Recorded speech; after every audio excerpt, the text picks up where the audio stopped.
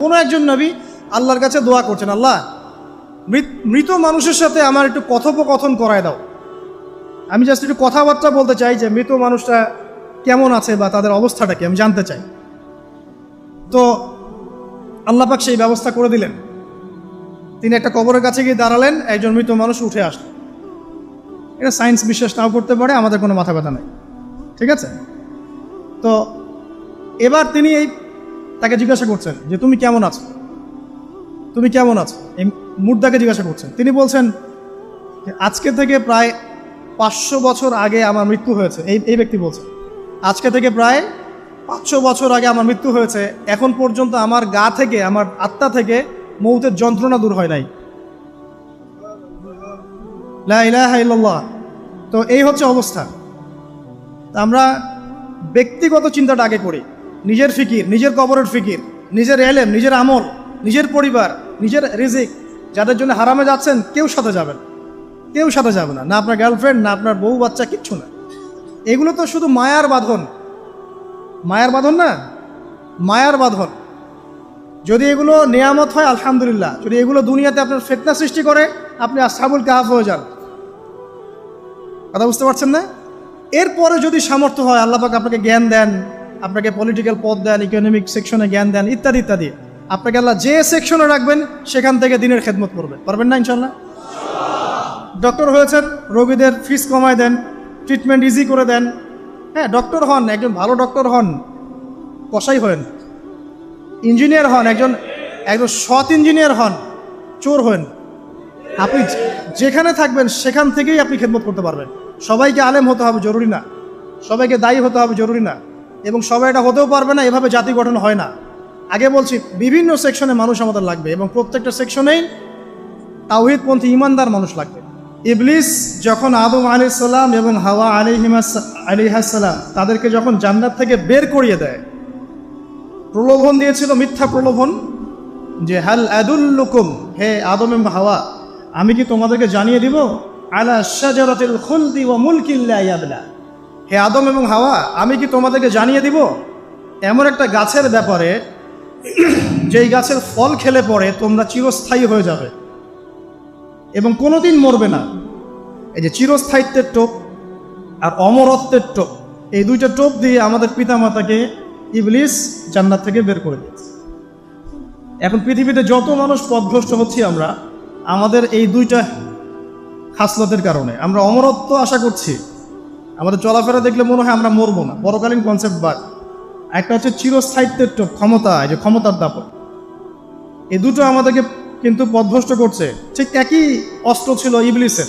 সূরা আরাফ পড়ে দেখেন, আমি কোনো কিছু বানিয়ে বলছি না। তখন আল্লাহ পাক বললেন যে ইয়া বানি আদম, হে বনু আদম, আদমের সন্তান যারা আছো, আমাদেরকে আল্লাহ পাক বলছে তোমরা শোনো, লা ইয়াফতিনান্নাকুমুশ শাইতান, শয়তান যেন তোমাদেরকে ফিতনায় না ফেলতে পারে। কামা আখরাজা আবাওয়াইকুম মিনাল জান্নাহ, ঠিক যেমন করে তোমাদের পিতামাতাকে শয়তান জান্নাত থেকে বের করে দিয়েছে।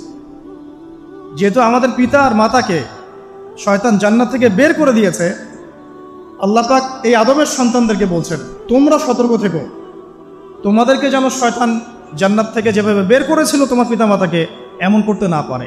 আর কি করতে না পারে? ইয়ানজিউ আনহুমা লিবাসাহুমা লিয়ুরিয়াহুমা মিন সাওয়াতিহিমা, পড়ে দেখেন সূরা আরাফ। আল্লাহ বলছেন মনে রেখো আদমের সন্তানরা, ইবলিস কিন্তু শুধু তোমার পিতামাতাকে জান্নাত থেকে বের করেই দেয় নাই, বরং গাছের কাছে নিয়ে গিয়েছিল, ফল খাওয়ার সাথে সাথেই তাদের গায়ের পোশাক খুলে পড়ে গিয়েছে। তাহলে আমাদের পিতামাতাকে জান্নাতে নগ্ন করে দিয়েছিল কে? সেই কথা আল্লাহ পাক বলছেন আদম সন্তানদেরকে তোমরা সতর্ক থেকো, তোমাদেরকে যেন ইবলিস নগ্ন করতে না পারে, ঠিক যেমন করে তোমাদের পিতামাতাকে করেছে। তাহলে এখন যে পুরো বিশ্ব জুড়ে নগ্নতার যে সংস্কৃতি চলছে, এরা কার এজেন্ডা বাস্তবায়ন করছে বুঝতে পারছেন? কোরআন পড়েন, পৃথিবীতে যত সভ্যতা চলে গেছে, ব্যাবিলনের সভ্যতা, চাইনিজদের সভ্যতা, তারপরে যে আমাদের মাও সেতুং, ইতালির মুসোলিনি, এদিকে জ্যাপল সার্তে, এদিকে আপনার ফিডেল ক্যাস্ট্রোর কথা বলেন, ওই পশ্চিমা সভ্যতা বাদ দিয়ে যত বড় বড় সভ্যতা রিনাউন্ড, সবার পোশাক ছিল শানিল। আমি চ্যালেঞ্জ করলাম, খুঁজে দেখেন চাইনিজদের পোশাক দেখেন, আগেকার পোশাক, 1000 বছর আগের পোশাক, শালীন পোশাক।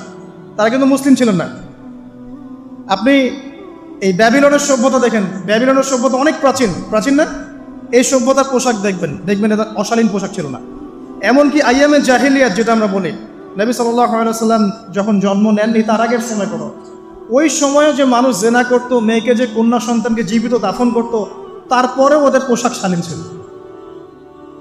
হঠাৎ করে বিশ্বে একটা সভ্যতা আসলো পশ্চিম থেকে, তারা বললো যে পোশাক শর্ট হতে হতে হতে হতে এক পর্যায়ে বিকিনি পরে ঘোরা শুরু করে, এবং এখন ওরা সারা বিশ্বে ওটা ছড়িয়ে দিচ্ছে, আমরা সবাই ওটাকে গ্রহণ করছি। আমরা বলছি 1000 বছরের সমস্যা।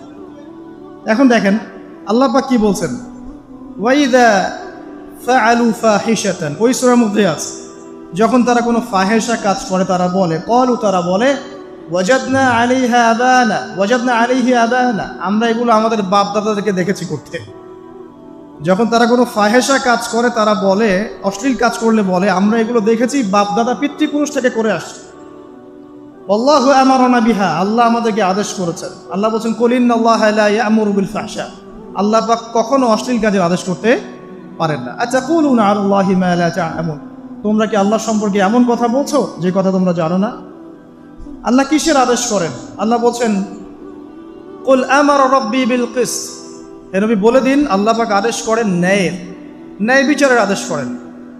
ওয়া আকিমু ওয়ুজুহাকুম ইনদা কুল্লি মসজিদ, এবং প্রত্যেক নামাজের ওয়াক্তে নিজের চেহারাটাকে একনিষ্ঠভাবে আল্লাহর দিকে ফেরাবে, এই আদেশ আল্লাহ পাক করেন।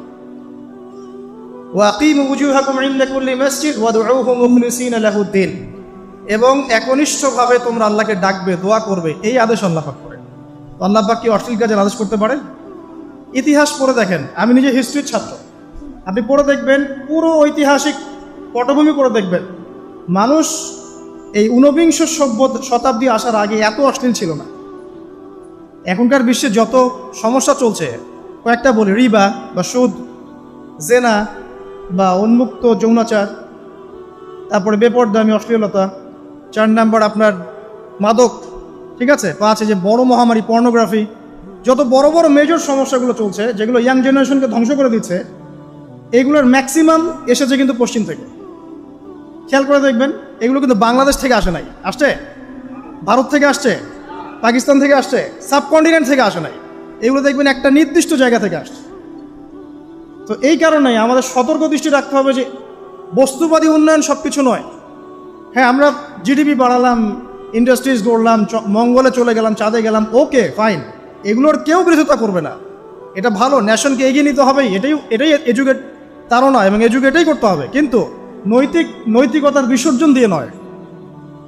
নৈতিকতার বিসর্জন দিয়ে ধর্ম থেকে দূরে চলে এসে নাস্তিকতায় বিশ্বাসী হয়ে আল্লাহকে বাদ দিয়ে, রাসূলকে বাদ দিয়ে এই বস্তুবাদী উন্নয়ন আমাদের পরকালকে বাঁচাতে পারবে না। তো পরকালকে বাঁচিয়ে রেখে আমার দুনিয়াকে উন্নয়ন করতে হবে, এবং দুনিয়ার উন্নয়নটা অবশ্যই জরুরি। সারা বিশ্ব যখন এগিয়ে যাচ্ছে, আমরা কেন পিছিয়ে থাকবো?